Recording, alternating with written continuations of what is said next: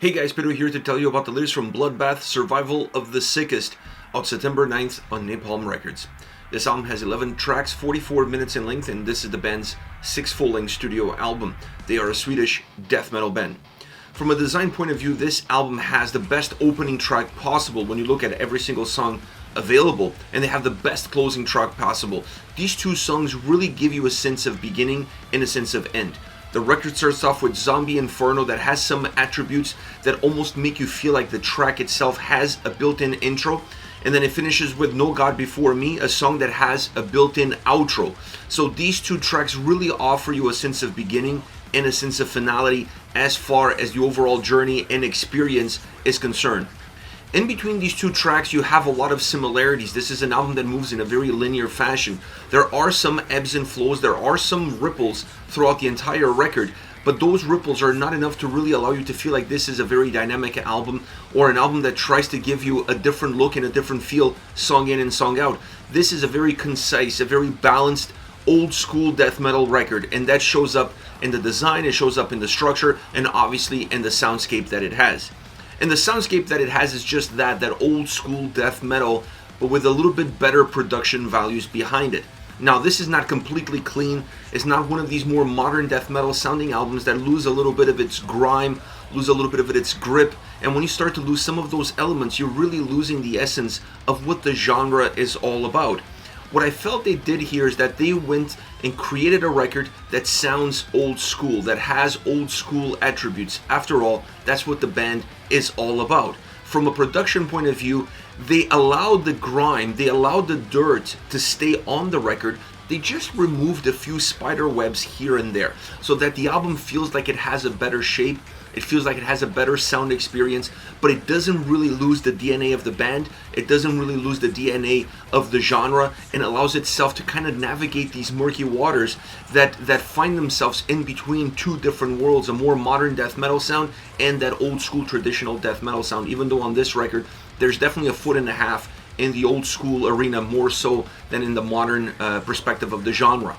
Now, within this sound, you have incredible guitars and incredible drums. I'm actually going to start off with the drums because that gives me a little bit more time to talk about the guitars. I really enjoyed the drums on this record. Very thick, and the thickness of their sound matches the thickness that you're getting out of the guitar sound as well. When you have these two elements working in parallel with one another, but with a lot of the same attributes, the overall sound feels a lot bigger. It feels more robust. It feels more powerful. The cymbals, for example, were used throughout this record in a way that creates a little bit of a stretch. It tries to stretch out the footprint of the album, but they weren't overused. So the thickness, the volume, the oomph of the record was still there, and the drums gave that consistency, that oomph from beginning to end. I really enjoyed that sound. I really enjoyed that experience.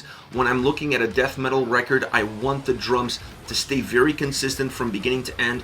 I want them to be the foundation, to create this ability to bring everything down, to ground everything, but at the same time work really well with the guitars and try to go as much as possible in that same direction so that the sound feels robust, feels together, but you can still easily break it apart from one another.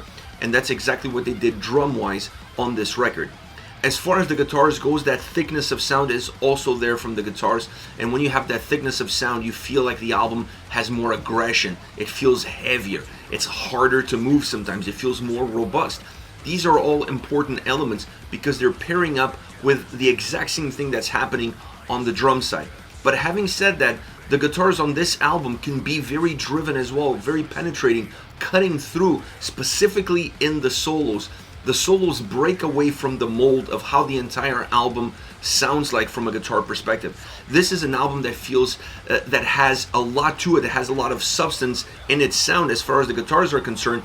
But then when you get into the solos, it becomes more driven, it becomes more penetrating, more melodic, you could even say, but definitely having a different feel. So look at this album as you would at a steak. The guitars on this record are that steak because this album is very guitar driven, is very guitar dependent.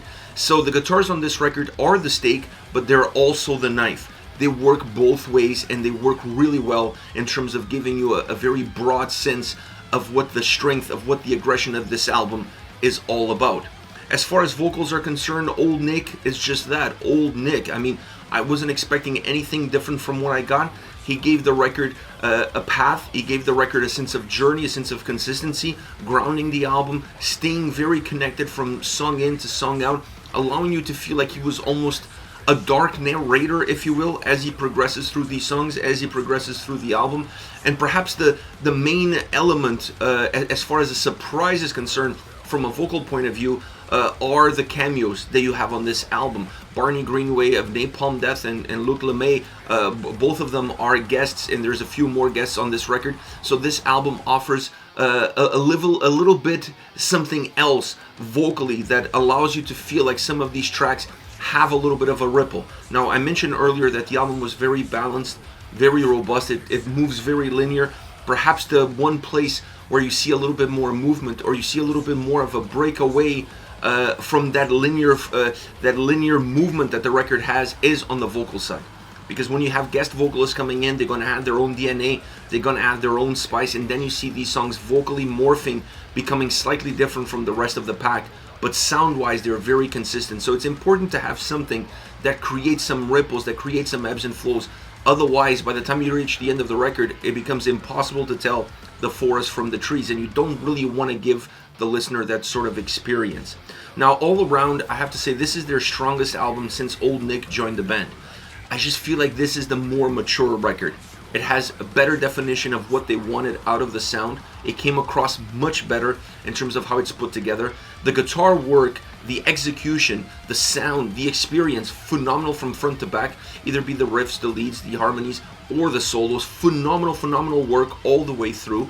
It's an album that has consistency, that offers consistency, but it's not overly consistent, that you lose a little bit of the individuality of each and every single song. And then the cameos add flavor to it. So it's a record that offers a lot of different feels, a lot of different looks, but stays very grounded in what they wanted, old school death metal. As far as favorite songs are concerned, I want to start off with Putrefying Corpse featuring Barney Greenway. Brutal sound, brutal song. It really feels like it's grinding you down with its heaviness. And then the guitar riff on the verses, absolutely badass. It just kills, it slaps, it's phenomenal, has great sound, great execution, giving you this early 1990s death metal feel to it. When you listen to that guitar riff, when you listen to this song, you feel like you're being transported in time to those early 90s, to those records that really set up to be the iconic albums that define the genre. This track has all of those characteristics. Now, when you bring Barney into the mix, he brings in a different style of aggression. He speeds up the song, he speeds up everything that's happening around you. So the track goes from being that old school grinding you down death metal track to being a little bit more up tempo, to feeling like it's moving a little bit better, and that brings that grindcore, that punk feel into the track, allowing you to have this merger of these two worlds, but two worlds that had a lot of in common, specifically at that point in time in the early 90s. So I really enjoyed this track for what it gives, for what it offers, and for what it reminded me of. Next you have Malignant, Maggot Therapy. Now this rips, and it's a song that starts off ripping, but it doesn't stay consistent in terms of how it moves. It starts to become more methodic as you start to get into it. The drums help ground down the song, and it also helps to feel the heaviness of the guitars. The two are intertwined. How the drums are grounding the song and how the guitars feel and sound, one is the connection of the other. One becomes the way it is because of having the other behind it. Now the vocals infuse another level of aggression to this song. It just feels like it turns a little bit all the way to 11. The song has natural aggression, it has natural heaviness, and how it moves, it feels even heavier, but then the vocals add to it. They just become a little bit more cut and dry. They drive a little bit more of the experience through, and allows the whole song to feel a lot more robust across all the different parameters. The solo sections are phenomenal, really old school style, old school approach, breaking the paradigm that the track has from that methodic approach into a more explosive nature, and then closing off with a solo. It's really an old school touch that works really well for a song that has these sort of characteristics. Last but not least, Tales of Melting Flesh. The guitar sound is excellent. This is a guitar driven or a guitar focused death metal record. And if there's a song on this album that you could pick and show somebody to try to explain why you feel that way towards the record, this would be it. This song is all about the guitar sound and the execution that creates that sound. It has this ability to be heavy, to rip through, to be both sides of the same coin, allowing it to have so much power, so much strength. When I talked earlier about being the steak and the knife, this track represents that so well, because the guitars sound like they are the steak and at the same time they sound like they are the knife. This song really embodies what the guitar sound and what the guitar experience for this entire record is all about, and that's one of the reasons that I really love this song and how much it stands out in the crowd. This is it, Bloodbath with Survival of the Sickest, out September 9th on Napalm Records. Let me know your thoughts on the band, on the singles. Use the comment section below. I'll be reading those and getting back to you. Take care, guys.